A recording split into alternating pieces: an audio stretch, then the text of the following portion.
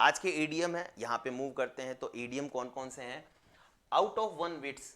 Wits किसे बोलते हैं? विट बोलते हैं चतुराई को। विट किसे बोलते हैं? चतुराई को। आउट ऑफ हो गया, चतुराई क्या होगी? आउट ऑफ हो गई।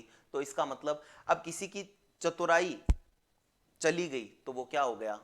कंफ्यूज हो गया। देखिए चतुराई क्या करती है, हम सही और जो व्यक्ति चतुर होता है वो क्या कर सकता है? अच्छे और बुरे में फर्क कर सकता है, तब वो चतुर है ना।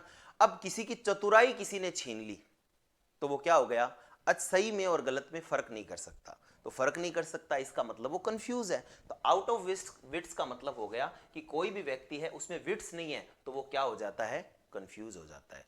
देखिए हम सही गलत अच्छा बुरा इनमें फर्क कब कर सकते हैं? जब हम चतुर होते हैं, उसके बारे में अपने को जानकारी होती है, ये सही है ये गलत है।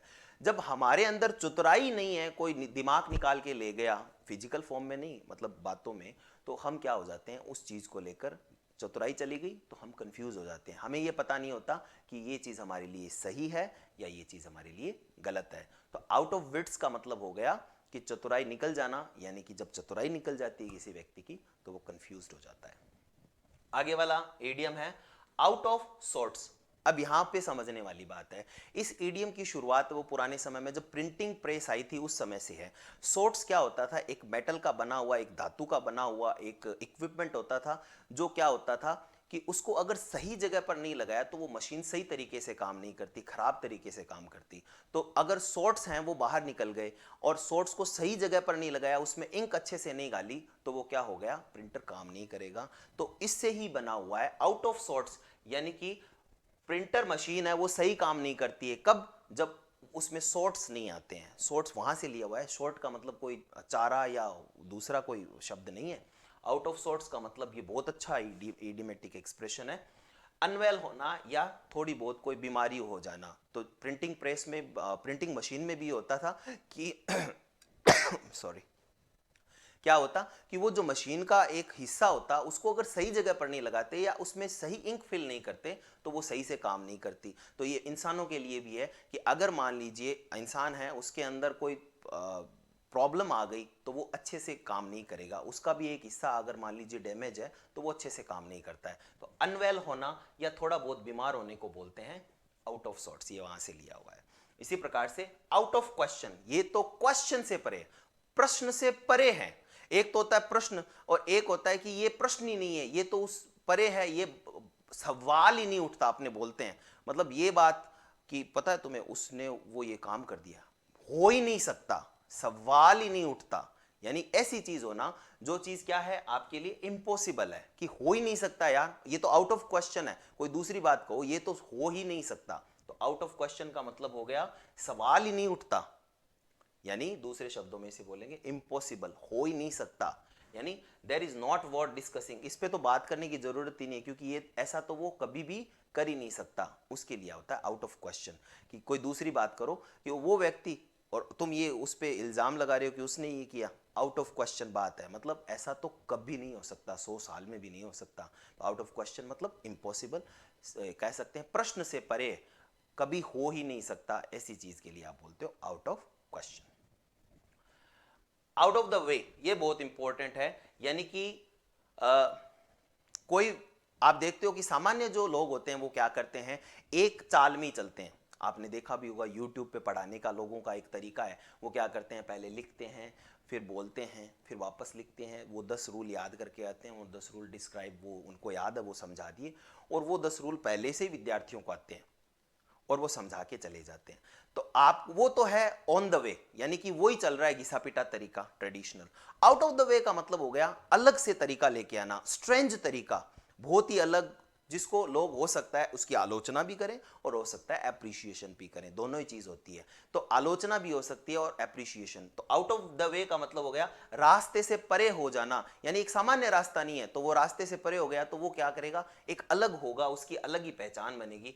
अजीब अलग को क्या कहते हैं? आउट ऑफ द वे, यानी सेम रास्ते पे ना चलना, अलग करना, कुछ स्ट्रेंज करना, जो लोगों को समझ से परे है वो काम करना, तो क्या होता है? Out of the way. हम भी ऐसा ही कर रहे हैं, हम भी ईडियम्स को पढ़ा रहे हैं। ईडियम्स, वन वर्ड्स कभी सुने हैं कि इस तरह से पढ़ाए भी जा सकते हैं, लेकिन मैंने इसको ऐसे समझा तो मुझे लगा कि भाई समझा, मैं यहाँ पे कोई ऐसे नहीं डिक्टेट कर रहा हूँ, मैं यहाँ पे सिर्फ इतना कर रहा हूँ कि बच्चों को हेल्प करवा रहा हूँ। कुछ कहानी उनके पीछे क्या है या कुछ बातें हो जाती है तो वो चीज़ें लंबे समय तक याद रहती है। अब इससे पहले कैसे होते थे, बड़ी बड़ी कोचिंग में चले जाओ, वो क्या करते हैं, वो आपको नोट्स देंगे और कहेंगे इसको याद कर लो बस। तो जब याद ही करना है तो आपके पास क्यों आए हैं, तो कुछ तरीका तो होना ही चाहिए और थोड़ा लॉजिकल भी होना चाहिए। ऐसा नहीं है कि आप आ रहे हैं वैसे ही कुछ भी बोल रहे हैं, मतलब कोई चीज है कुछ और उसको कुछ और जोड़ के याद कराने के तरीके के नाम पे आप कुछ और करवा रहे हो, ऐसा नहीं, थोड़ा बहुत लॉजिकल भी होना चाहिए। अब जैसे मैं बता रहा हूँ आउट ऑफ द वे, तो इसका एक लॉजिकल है कि रास्ते पे ना चल के अलग रास्ता चुनना। अलग रास्ता हमेशा ही अजीब होता है, लोग उसको फॉलो करना नहीं चाहते, लेकिन धीरे धीरे पता चलता है कि वो बढ़िया या घटिया, यानी क्रिटिसाइज भी हो सकता है और हो सकता है कि अप्रिशिएट भी करें लोग। आउट ऑफ द वुड्स, देखो वुड का मतलब होता है लकड़ी, वुड का मतलब होता है लकड़ी, और वुड्स का मतलब होता है जंगल। अब जंगल किस चीज का सिंबल है बताओ? जंगल, आप सोचिए कि आप जंगल में चले गए तो आपको सबसे पहली चीज फील क्या होगी? आपको लगेगा डर, क्योंकि जंगल में जंगली जानवर होते हैं और डेंजरस स्थिति होती है। तो जंगल किस चीज का सिंबल है? डेंजर का सिंबल है, क्योंकि डेंजरस एनिमल वहां रहते हैं। और कब क्या हो जाए, एनिमल के अलावा पौधे भी डेंजरस होते हैं और फल भी ऐसे होते हैं, आपको पता नहीं है तो खा नहीं सकते आप। तो वुड्स किसका सिंबल है? जंगल किसका सिंबल है? डेंजर का। और आप क्या हो? Out of the woods. Out of the woods का मतलब हो गया आप क्या हो गए? उस जंगल से बाहर निकल गए। जंगल का मतलब यहां सिंबॉलिक है, किससे बाहर निकल गए? आप अगर खतरे से बाहर निकल जाते हो तो आप बोलते हो out of the woods. Woods का मतलब यहां जंगल, जंगल का मतलब अगर दूसरे शब्दों में लें या कह सकते हैं इसका भावार्थ समझें तो इसका मतलब है खतरा। आप अगर खतरे से बाहर निकल गए तो आप बोलोगे आउट ऑफ द वुड्स या आउट ऑफ द डेंजर, एक ही बात है। तो वुड्स यहां सिंबॉलिक है, बस इतना ध्यान रखना है। आउट ऑफ दिस वर्ल्ड, ये तो मतलब जो मजनू लोग होते हैं वो ही, यानी कि रोमियो होते हैं, वो ही ये शब्द इस्तेमाल करते हैं कि तुम तो इस दुनिया की नहीं हो, तुम तो हूर की परी हो, किसी दूसरी दुनिया से आए हो, किसी दूसरी दुनिया से आए हो। आउट ऑफ दिस वर्ल्ड, इस वर्ल्ड के नहीं हो, किसी दूसरी दुनिया से। कहने का मतलब कोई चीज किसी को बहुत अच्छी लगती है, इसलिए वो क्या कहते हैं, ऐसे जोर देकर ये कहते हैं तुम तो इस दुनिया की नहीं हो, तुम तो किसी दूसरी दुनिया से आई हो। एलियन देखा है क्या कभी? एलियन कैसा होता है? उसे शादी कर लोगे क्या? मूवीज में देख लेना एलियन कैसे होते हैं। तो दूसरी दुनिया के लोग कैसे होते हैं, थोड़ा ध्यान दीजिएगा।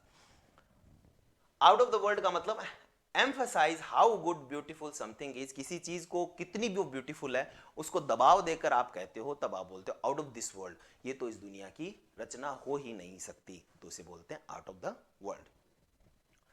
पैक ऑफ लाइज, पैक का मतलब क्या होता है? देखो ताश के पत्ते की जो गड्डी होती है उसे बोलते हैं पैक, और लाइज का मतलब है कि उसमें कितने सारे पत्ते हैं और वो सारे पत्ते गेम में इस्तेमाल होते हैं।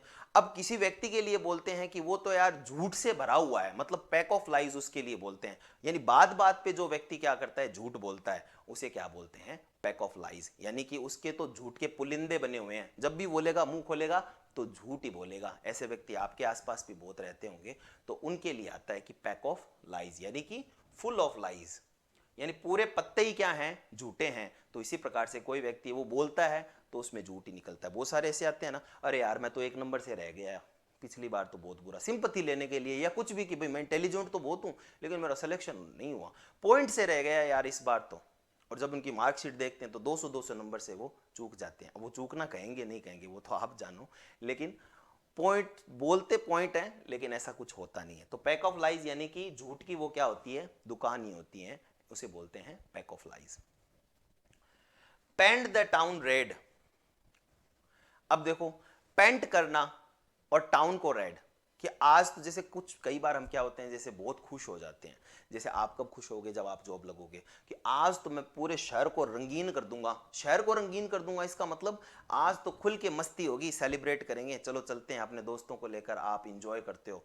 तो paint the town red, red यहाँ पे सिंबॉलिक है, यहाँ मतलब है कि सेलिब्रेट करना। आज तो पूरी दुनिया को या पूरे शहर को मैं रंगीन कर दूंगा, इसका मतलब ये हो गया मैं खूब मस्ती करूंगा, सेलिब्रेट करूंगा जो भी मैंने किया है और जो मैंने पाया है उसको लेकर। तो बहुत इंपॉर्टेंट ये कह सकते हैं ईडियम है, पेंट द टाउन रेड, यानी कि सेलिब्रेट करना जॉयसली, फ्लैम्बॉयंटली का मतलब है पूरे जोश के साथ में, पूरे मनोरथ के साथ में, मजे के साथ में सेलिब्रेट करना क्या होता है? Paint the town red. तो आपको भी पूरे टाउन को रेड पेंट करना है, इसका मतलब है कि आपको भी जॉब लग के फुल एंजॉय करना है अपनी लाइफ का, ठीक है ना। ये ध्यान रखना है कि जॉब है वो पार्ट ऑफ लाइफ है, it's not itself a life, ध्यान रखिएगा। पामी डेज, पामी का मतलब क्या होता है, यहां से समझो पामी का मतलब क्या होता है। पामी का मतलब होता है प्रोस्पेरस, प्रोस्पेरस यानी अच्छे दिन। पामी का मतलब होता है प्रोस्पेरस, खुशहाली के दिन, धन संपदा के दिन, बढ़िया दिन, अच्छे दिन जिसे बोलते हैं।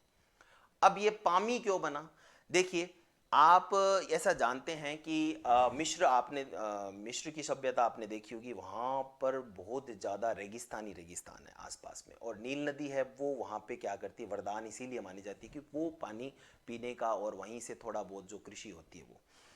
अब वहाँ पे जो बड़े बड़े ट्री होते हैं वो पाम के पेड़ होते हैं, और पाम के पेड़ हैं वो खुशहाली का संकेत दिखाते हैं। बहुत बड़े बड़े पेड़ होते हैं नीचे, फिर आपने देखा होगा कि बहुत सारी मूवीज़ में ऐसे बड़े बड़े पाम के या डेट्स के, खजूर के पेड़ होते हैं, और आसपास में ऐसे बहुत ही बढ़िया, मतलब कह सकते हैं कि दूब, या कह सकते हैं बहुत अच्छा एरिबल एरिया होता है, उपजाऊ एरिया होता है।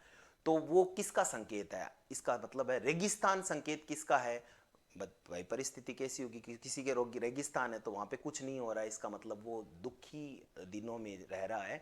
और एक एरिया है जहाँ पे पामी है, बहुत सारे पेड़ हैं, बहुत सारे ऐसे फल फूल सब चीज़ें वहाँ पे है, तो इसका मतलब वो दिन तो अच्छे होंगे ही। पामी डेज वहीं से बना हुआ है। पामी का मतलब, पाम का मतलब प्रोस्पेरिटी से है या अफ्लुएंट से है, बहुत सारे पैसे होते हैं, संपत्ति वाले दिन होते हैं, बढ़िया जो दिन होते हैं, अच्छे जो दिन होते हैं, खुशहाली के जो दिन होते हैं, उन्हें क्या कहते हैं, पामी डेज कहते हैं। फिर है आपका पेंडोरास बॉक्स। पेंडोरास बॉक्स क्या था, इसके पीछे भी एक कहानी मैं बता ही देता हूँ कि जो ग्रीक सभ्यता थी उसमें सबसे जो बड़े गॉड थे उनका नाम था जूस। जूस जो गॉड थे, और वो लाइटनिंग के देवता थे, उनके हाथ में लाइटनिंग थी, मतलब उनका हथियार जैसे अपने अलग अलग देवता हैं उनके अलग अलग हथियार हैं, वैसे उनके भी हथियार थे, उनके लाइटनिंग थी, वो देवता थे। तो प्रोमीथियस नाम का एक डेमीगॉड था, वो उस लाइटनिंग को चुरा के ले जाता है। तो जैसे ही जूस को पता चलता है कि यार अपनी लाइटनिंग तो चलेगी, उसको बड़ा गुस्सा आता है, तो वो क्या करता है, एक पेंडोरा का बॉक्स लेके उसके भाई को देता है। उसको खुद को नहीं देता क्योंकि वो तो मिल ही नहीं रहा, वरना तो जूस पता है कल्याण कर ही देगा उसका, लेकिन वो उसके भाई को देता है। और वो भाई, उसको पता है कि जूस ने दिया है तो कुछ ना कुछ चाल है इसके अंदर। पेंडोरा का बॉक्स क्या था, उस बॉक्स के अंदर बहुत सारी दुख थे, परेशानी के दिन थे, दुखी दिन थे, मतलब ईवल शक्तियां थी उसके अंदर। उसने क्या किया, अपनी वाइफ को ले जाके दे दिया, और वाइफ को बोला कि इसको खोलना नहीं है। अब आपको पता है, आपको तो पता ही होगा कि ये तो नेचर ही ऐसा कह दिया ना कि नहीं खोलना है, तो वो तो खोलेगी। तो उसने खोल दिया, और खोलते ही पूरे मानव जाति में दुख, परेशानियां और ये बहुत सारी संकट है वो आ गए। तो पेंडोरा का बॉक्स क्या था, पेंडोरा का बॉक्स बहुत ही सुंदर लग रहा था, उसको लगा पता नहीं क्या गहने होंगे उसके अंदर, तो उसने खोल लिया कि पति ने दिया है, संभलाया है, तो देख लेते हैं एक बार। उसने खोलते ही क्या, उसमें से बहुत सारी, अचानक से बहुत बड़ा संकट, परेशानियां, ईविल शक्तियां बाहर निकली, जैसे भुखमरी, दरिद्रता, या कह सकते हैं मर्डर्स, ये चीज़ें बहुत बाहर निकली। तो जो जितने भी नेगेटिव चीज़ें थी वो उस पेंडोरा बॉक्स में थे। तो पेंडोरा बॉक्स का मतलब है ऐसा बॉक्स जो दिखने में तो क्या है, बहुत सुंदर लगता है, लेकिन उसके अंदर ऐसे बहुत सारी परेशानियां भरी हुई होती है, और जैसे ही पेंडोरा बॉक्स को खोलते हो तो वो परेशानियां निकल आती है। तो पेंडोरा बॉक्स का मतलब है a source of extensive but unforced in trouble, जो आप जानते नहीं हो वो ट्रबल बाहर निकलती है उसमें से। तो उसने क्या किया, उसको खोल लिया। खोलते हैं तो वो, उसको पता थोड़ी थी, उस पहले से उसको पता होता। अब वो सोच रही है कि मुझे तो पति ने बताया नहीं, उसने बता के तो गया था भैया कि भाई इसको खोलना नहीं है, लेकिन उसकी जिज्ञासा, औरतों की जिज्ञासा वैसे होती है जनरली, तो उसकी भी वहीं से थी कि पता नहीं क्या होगा, देख लेते हैं एक बार, देखने में क्या जाता है। और देखते ही वो सारी की सारी जो शक्तियां थी, काली शक्तियां, वो आ गई। यानी कि उसको पता होता तो शायद वो नहीं खोलती। अनफोर्सिन जो जितनी भी ट्रबल्स हैं, अचानक किसी के जीवन में पता नहीं होता है और अचानक से बहुत सारे ऐसी परेशानी आ जाती है, उसे क्या कहते हैं, पेंडोरास बॉक्स। पेंडोरा का बॉक्स ऐसा ही था, पता नहीं था उसको, उसने खोल दिया, खोलते ही सारी विपत्ति विपत्ति आ गई। तो फिर से एक बार, आउट ऑफ वन विट्स, किसी की चतुराई बाहर निकाल ली, इसका मतलब हो गया वो कंफ्यूज हो जाता है। आउट ऑफ सॉर्ट्स, मैंने बताया प्रिंटिंग मशीन में अगर सही वो तरीके से सॉर्ट्स नहीं लगता, वो मशीन का टुकड़ा इस्तेमाल नहीं होता, तो वो खराब हो जाता है। इसी प्रकार से किसी व्यक्ति के लिए बीमार होता है तो उसके लिए आउट ऑफ सॉर्ट्स बोलते हैं। आउट ऑफ क्वेश्चन, सवाल ही नहीं उठता, मतलब ये हो ही नहीं सकता, impossible. Out of the way, रास्ते से हटके मतलब अलग।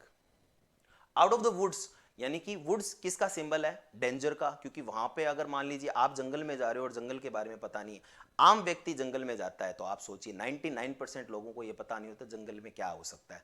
तो जंगल में बहुत ज्यादा खतरा होता है, तो जंगल किसका सिंबल है? खतरे का। तो आउट ऑफ द वुड्स, खतरे से बाहर आ गया। आउट मतलब बाहर निकलना। आउट ऑफ दिस वर्ल्ड, इस दुनिया से परे, मतलब बहुत ज्यादा सुंदर, किसी को ब्यूटीफुल बता रहे हो तो आप उसकी एम्फेसिस करके बताते हो तो ऐसे बोलते हो वो तो इस दुनिया से भी परे है, यानी out of this world. Pack of lies, झूठ की दुकान। पेंट द टाउन रेड, आज तो बस पूरी दुनिया को मैं रंग दूंगा, इतने मजे करूंगा, मतलब सेलिब्रेट करना जो भी आप, जैसे मैंने भी किया था जब मैं केवी में लगा, तो केवी में ओबीसी में मेरी फर्स्ट रैंक आई। तो फर्स्ट रैंक का तो कुछ भी ऐसे नहीं है, लेकिन जॉब लगा था मैं फर्स्ट, तो फर्स्ट जॉब लगना इंपॉर्टेंट होता है। फिर तो चलो ठीक है कि ये आप अपने मतलब फेदर टू द कैप है कि आप बार बार यू कह सकते हो कि भाई आपने ये किया, आपने वो किया, लेकिन इंपॉर्टेंट थिंग ये थी कि बेरोजगारी के बाद में आप जॉब लगते हो। हालांकि ज़्यादा बेरोजगार वैसे तो मैं नहीं रहा था। 24 की एज में मैं पीजीटी टीजीटी दोनों ने क्रैक कर दिया था मैंने। तो आप भी अगर मान लीजिए यंग एज में आप जॉब लगते हो, उसका मज़ा ही अलग है बेटा। पामी डेज, पामी मतलब पाम के ट्री। अब रेगिस्तान में पाम के ट्री होते हैं, वो किसके संकेत करते हैं आपको पता है? वो संपत्ति यानी धन संपन्न जो लोग होते हैं उनको बताते हैं, जिनके पास में अथाह पैसा होता है, जो क्या कर सकते हैं, रेगिस्तान में भी बहुत अच्छा मतलब महल खड़ा कर सकते हैं। तो पामी डेज मतलब खुशहाली के दिन। पेंडोराज बॉक्स, ऐसा बॉक्स जो दिखने में तो सुंदर है और लेकिन उसके अंदर ऐसी परेशानियां जो आपको पहले से पता नहीं है, क्योंकि उसको खोलते ही क्या निकलेगी? परेशानियां, जिसके लिए आप बिल्कुल भी तैयार नहीं हो।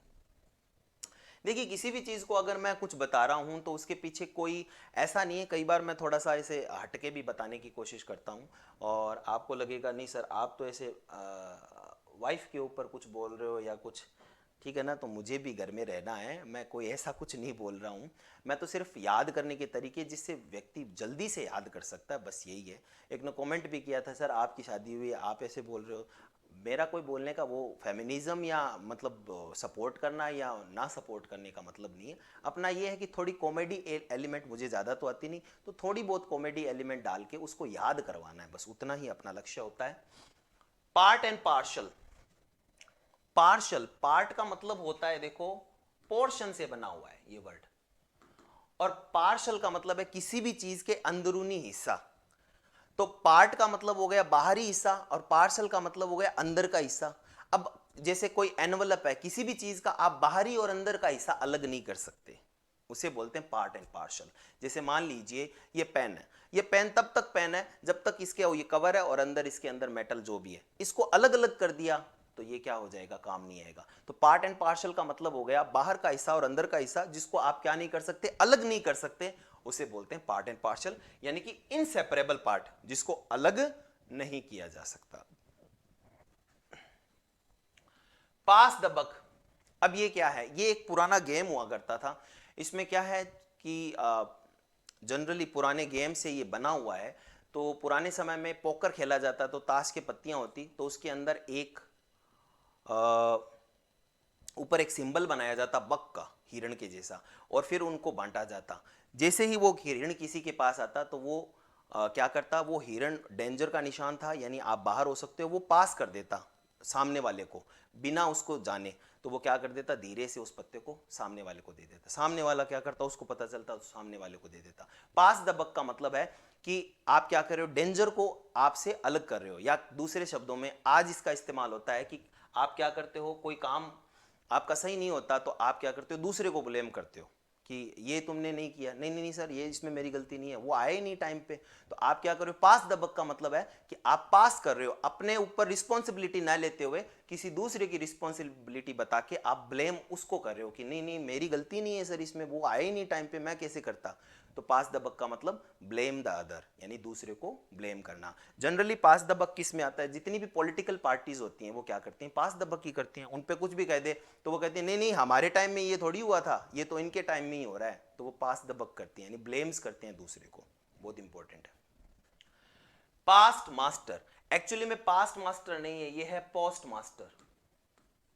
मास्टर का मतलब होता है, मास्टर देखो अलग अलग तरीके के होते हैं, ठीक है ना। एक तो मास्टर का मतलब होता है कि किसी भी कार्य में आप संपूर्ण हो तो उसे मास्टर कहते हैं।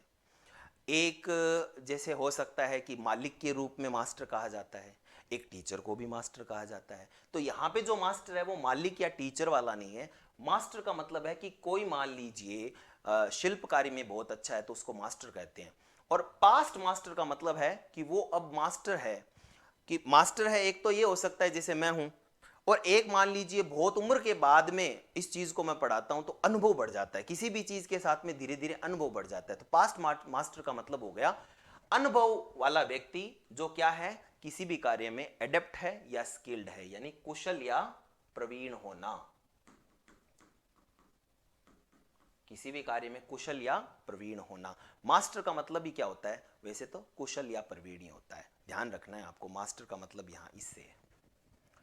पे ऑफ, चुकाना, ओल्ड स्कोर, पुराना हिसाब चुकता करना। अब पुराना हिसाब चुकता करने का मतलब क्या होता है कि बेटा तुमने उस दिन ये किया था ना, आज देख लो मैंने अपना हिसाब चुकता कर लिया, मतलब आपने क्या ले लिया, बदला ले लिया। तो पे ऑफ ओल्ड स्कोर का मतलब है पुराना हिसाब चुकता करना, यानी आप क्या कह रहे हो, इसका मतलब आपने बदला वापस ले लिया। ये तो बहुत सिंपल है। पे ऑन द नेल्स, पुराने समय में क्या होते कि जनरली क्या होता कि जैसे एंग्लो सेक्शन टाइम में पुराने 9वीं शताब्दी के दाएं बाएं जो एंग्लो और सेक्शन लोग होते वो कोई चीज़ खरीदते तो वो क्या करते, पे ऑन द नेल्स, नेल का मतलब हो गया फिंगर, नेल यही तो फिंगर में। तो कोई भी चीज़ कहते कि हाँ भैया ये इसकी कीमत ये है, कि हाँ चलो ठीक है इतनी है क्या, ये लो। पे ऑन द नेल्स का मतलब पूरा पेमेंट तुरंत कर देना, ऐसे कितना, इतना क्या, ये लो। पैसे वाले लोग नेगोशिएशन नहीं करते, पे ऑन द नेल्स रखते हैं। कहने का मतलब हाँ कितना लगा भैया इसका, इसके 500 रुपए, ये लो 500, 600 लो, यानी तुरंत पेमेंट कर देना। पे ऑन द नेल्स का मतलब तुरंत उनके हाथ में ही पैसे होते हैं और तुरंत कर देते हैं। और अपने क्या करते हैं, अपने नेगोशिएशन, सर ऐसा नहीं, ये देखो आप ये वाली बात, ये वो है ना, बहुत सारा नेगोशिएशन करते हैं। तो अपनी परिस्थिति होती है तो नेगोशिएशन करते भी है। तो अपने पास भी पे ऑन द नेल है तो अपने भी ऐसे ही कर देते हैं, ये लो। तो पे ऑन द नेल्स का मतलब है तुरंत पेमेंट कर देना, पूरा पेमेंट कर देना बिना किसी देरी के। तो आप भी लोग ध्यान दीजिए कि तुरंत पेमेंट कर देना बिना किसी देरी के। पे द पाइपर, इसके पीछे एक कहानी है और बहुत बढ़िया कहानी है, तो इसको सुनते हैं अपने। देखो पाइपर क्या होते हैं कि अपने बैंड बाजा वाले जैसे होते हैं ना, वो बजाते हैं, ठीक है ना, शहनाई, वैसे ही पाइपर होते हैं। उनकी एक अलग ही, जैसे इंग्लैंड में रहने वाले जो होते हैं ना, यूरोपियन कंट्री में, वो पाइपर बजाते हैं। तो आप देख सकते हो पाइपर क्या होते हैं, यूट्यूब पे आप देख सकते हो, गूगल सर्च करके पाइपर क्या होता है। एक वाद्य तरीके का वाद्य यंत्र होता है पाइप, और पाइपर उसको बजाने वाला होता है। तो एक समय क्या हुआ 13वीं शताब्दी के आसपास, हालांकि ये कहानी है, कोई इसकी मतलब पीछे कोई ये नहीं है कि सच्चाई है, लेकिन पुरानी कहानी है, उस पर आधारित है ये। तो हुआ क्या कि प्लेग नामक एक रोग है, वो बहुत भयंकर फैला पूरे यूरोपियन कंट्री में 13वीं शताब्दी में। तो एक सब लोगों को परेशानी हो रही थी क्योंकि उनको इलाज का पता ही नहीं था। तो एक पाइपर वहाँ से गुजरा जो बजाने वाला है, शहनाई बजाने वाला मान लीजिए, जो इसकी एक वाद्य यंत्र बजाता है। उसने कहा कि भाई मैं 1000 रुपये लूँगा, मैं रुपए में बता रहा हूँ थोड़ा, कि 1000 रुपये लूँगा और मैं सारे चूहों को बाहर निकाल दूंगा। तो वहाँ का मजिस्ट्रेट या जहाँ वहाँ का मेयर था, उसने कहा कि 1000 रुपये, मैं तुम्हें 50,000 रुपये दूंगा। 1000 किसके, 50,000, लेकिन इन चूहों को सबको बाहर निकाल दो। कि ठीक है कोई दिक्कत नहीं, डील हो गई। सब गांव वालों ने भी कहा हाँ ठीक है हम दे देंगे डोनेशन। तो पाइपर ने क्या किया, शुरू कर दी। सुबह होते ही तो सारे चूहे उसके पीछे पीछे जाने लग गए। तो वो गांव टाउन से बाहर ले जाकर उसको, चूहों को उसने दूसरी जगह पर शिफ्ट कर दिया या पहाड़ से नीचे गिरा दिया। वो मतलब उसकी धुन में चले गए। अब वो वापस आया पाइपर और कहा कि वो पेमेंट तो कर दो। तो पेमेंट कहा कि नहीं, पेमेंट तो तुम्हें नहीं मिलेगा, तुमने क्या कहा 1000 का, 1000 रुपये ले लो। उसने कहा कि 1000 रुपये कैसे ले लें, 50,000 की बात हुई थी।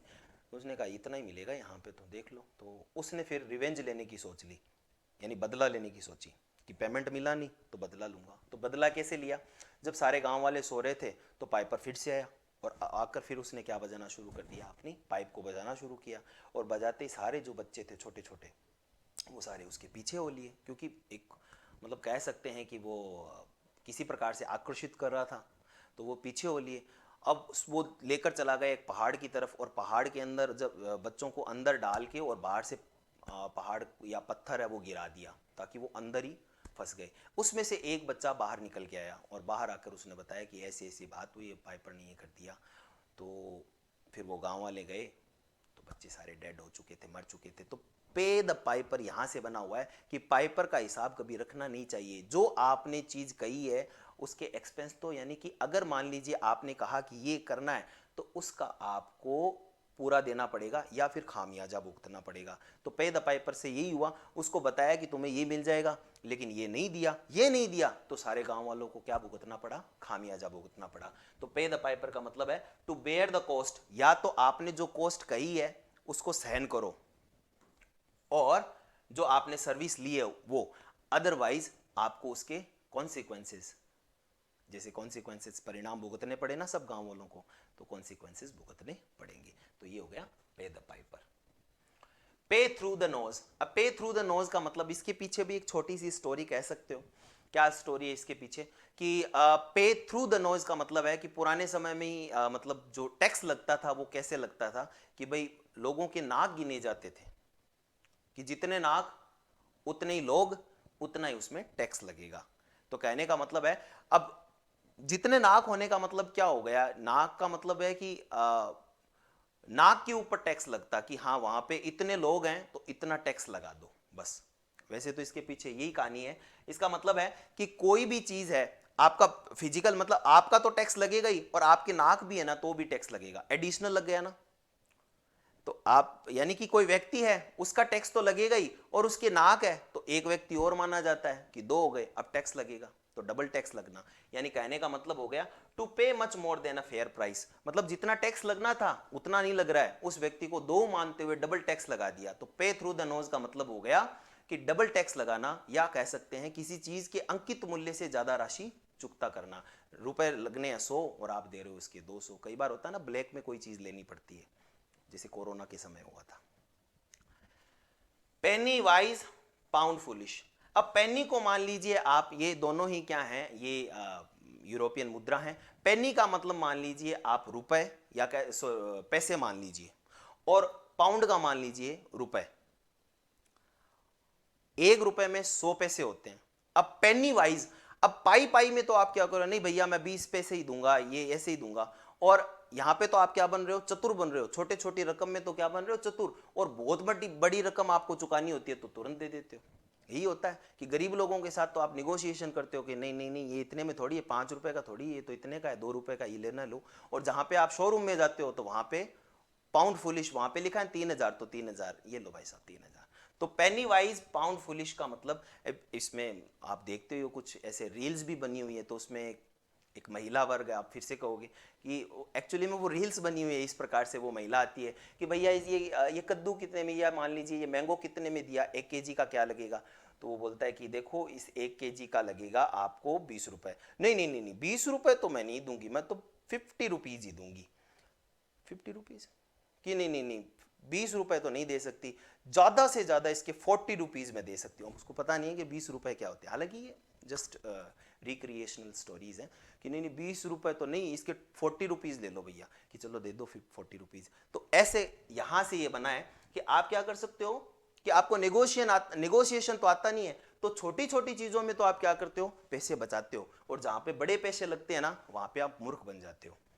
यानी कि केयरफुल अबाउट ट्राइफल, यानी छोटी छोटी लड़ाइयों पर तो आप ध्यान रखते हो, और जहां पर आती है बड़ी बात वहां पे आप छोटी छोटी चीजों पे तो आप लड़ने लग जाते हो, और जब जहां पर बड़ी बात आ जाती है या बड़े पैसे लगने होते हैं वहां पैसे ही दे देते हो। तो पेनी वाइज पाउंड फुलिश का मतलब ये हो गया, छोटी चीजों पे ज्यादा ध्यान रखना, और बड़े जो चीजें होती है जहां पे पैसे ज्यादा लग रहे हैं वहां पे आप फुलिश हो जाते हो, जितने मांगे उतने दे देते हो।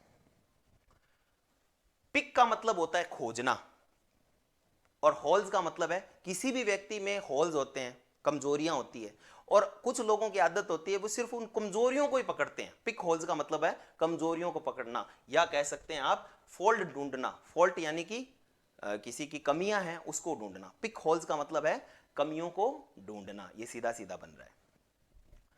अब पिक का मतलब फिर से चुनना या खोजना हो गया या निकालना हो गया। पिक समवंस ब्रेन, उसने उसका दिमाग निकाल लिया, उसने उसका दिमाग निकाल लिया। इसका मतलब क्या हो गया कि उसने उसके दिमाग से सारी इंफॉर्मेशन निकाल ली। पिक समवंस ब्रेन्स, ब्रेन का मतलब यहां पे इंफॉर्मेशन है कि किसी के दिमाग से क्या निकलवा लिया आपने, इंफॉर्मेशन निकाल ली। ये बहुत इंपॉर्टेंट है। फिर देखिए पिकअप द गॉन्टलेट। गॉन्टलेट क्या होते हैं एक्चुअली में? पुराने समय में जब योद्धा जाते थे तो वो पूरा ऐसे पहनते थे, पूरा बख्तर, और उसमें जो हाथ के जो दस्ताने होते थे वो जनरली गॉन्टलेट कहलाते थे। अब गॉन्टलेट क्या होते थे कि लोहे के बने होते थे, और यहाँ से जो होते हैं वो लोहे के न बन के कह सकते हैं कि अलग धातु से बनते थे, जो क्या हो सकती थी, इधर उधर मूवमेंट कर सकती थी। तो गॉन्टलेट पहनने का मतलब क्या हुआ? पिक द गॉन्टलेट का मतलब है, अब जैसे दो व्यक्ति हैं, अब दोनों व्यक्तियों ने क्या किया कि अपने अपने गॉन्टलेट पहन लिए। अब कैसे पहनेंगे? वो नाचने के लिए तो पहनेंगे नहीं। दोनों ने पिक कर लिया, अपने गॉन्टलेट पहन लिया, इसका मतलब हो गया वो लड़ाई के लिए क्या है, अब तैयार है। पिक द गॉन्टलेट का मतलब है, या कह सकते हैं पिक के अलावा ये भी आप कह सकते हो कि पुट ऑन द गॉन्टलेट्स भी कह सकते हो, कि पुट ऑन पहन लिए उन्होंने गॉन्टलेट। कब पहनेंगे? शादी में जाने के लिए तो नहीं पहनेंगे, नहीं, वो खाना खाने के लिए पहनेंगे। इसका मतलब वो दोनों लड़ाई करने के लिए तैयार है। पिक द गॉन्टलेट उससे आया हुआ है, यानी कि एक्सेप्ट द चैलेंज। दोनों चैलेंज कर रहे हैं, आजा भैया मैदान में देख लेंगे तुम्हें। Pick up the pieces. देखिए कोई भी व्यक्ति होता है वो इमोशनली टूट जाता है, तो मतलब ऐसे जैसे कांच टूटता है तो वो पीसेस में टूट जाता है। और अब आप पिकअप द पीसेस का मतलब ये हो गया कि उन पीसेस को, इमोशनली जो टूटा हुआ व्यक्ति है वो यहाँ पे है, वो उन पीसेस को क्या करता है, पिकअप कर रहा है। इसका मतलब क्या हो गया कि आप वापस रिपेयर कर रहे हो अपने आप को इमोशनली। आपके मतलब इमोशन के कारण अचानक से कोई चीज़ टूट जाती है, जैसे कांच टूट जाती है, वैसे क्या होता है कि हार्ट है वो टूट जाता है। अब टूटने का मतलब ऐसे नहीं है कि भाई वो पत्थर की तरह टूट गया, टुकड़े टुकड़े हो गए। इसका मतलब इमोशनली आप क्या हो गए, एकदम से अलग थलग हो गए। तो उन पीसेस को वापस लगाने का, जोड़ने का मतलब क्या हो गया कि आप वापस रिपेयर कर रहे हो अपने आप को। तो ये हो गया पिकअप द पीसेस का मतलब वापस रिकवर होना इमोशनली। तो फिर से पार्ट एंड पार्शल, किसी चीज का क्या होना, इनसेपरेबल पार्ट, अलग नहीं किया जा सकता। पास द बक का मतलब हो गया एक दूसरे को ब्लेम करना। पास्ट मास्टर यानी पोस्ट मास्टर, जो व्यक्ति क्या होता है, एडेप्ट या कुशल होता है। पे ऑफ द ओल्ड स्कोर, पुराना हिसाब चुकता करना। पे द नेल, ये लो हाथ में ही पैसे हैं, तुरंत पूरा हिसाब दे देना। पे द पाइपर, आपको मैंने कहानी बताई कि पाइपर ने क्या किया, अगर आपने किसी को कोई काम कहा है तो उसके पूरे पेमेंट कर दो, अदरवाइज आपको कॉन्सिक्वेंस भुगतने पड़ेंगे। पे थ्रू द नोज, इसका मतलब है व्यक्ति को खुद का भी टैक्स देना है और नाक का टैक्स भी देना पड़ता है, डबल टैक्स, यानी जो चीज अंकित मूल्य है उससे ज्यादा मूल्य चुकता करना। पेनी वाइज पाउंड फूल, कहने का मतलब छोटी छोटी चीजों पे तो आप निगोशिएशन करते हो, और जहां पे बड़ी बात आती है पैसे देने की, वहां पे ऐसे सोचते ही नहीं हो, ये लो फुलिश होके दे देते हो। पिक होल्स, गलतियां ढूंढना किसी व्यक्ति में। Pick out someone's brains, brains का मतलब इंफॉर्मेशन से है यहाँ पे, यानी किसी के दिमाग से इंफॉर्मेशन निकाल लेना। पिक अप द गॉन्टलेट्स, गॉन्टलेट्स पहनने का मतलब क्या हुआ बेटा, गॉन्टलेट लड़ाई के लिए आमदा, यानी चैलेंज कर दिया है सामने वाले को। और पिकअप द पीसीज का मतलब है कि कोई व्यक्ति है वो टूट चुका है इमोशनली, तो पिकअप करने का मतलब वापस उनको जोड़ रहा है, तो अपने आप को रिपेयर कर रहा है। ये आज के इडियम्स हैं। कैसे लगे आपको इडियम्स? थोड़ा अलग, कुछ चीज़ें ऐसी होती है बेटा जिसको हम कैसे ही करके अपने को याद करना होता है। जैसे ये वाले आउट ऑफ वर्ड्स, ये सारी चीज़ें थी, इनमें जो जो कहानियाँ हो सकती, जैसे मैंने बताया कि आउट वुड्स के बारे में मैंने बताया, पेंडोरास बॉक्स था, पामी डेज थे, ये कुछ कहानियाँ बनती हैं, उससे थोड़ा सा ये क्या होता है कि याद रह जाता है। और मेरा उद्देश्य यही है कि कैसे ही करके विद्यार्थियों को याद रह जाए, ठीक है ना।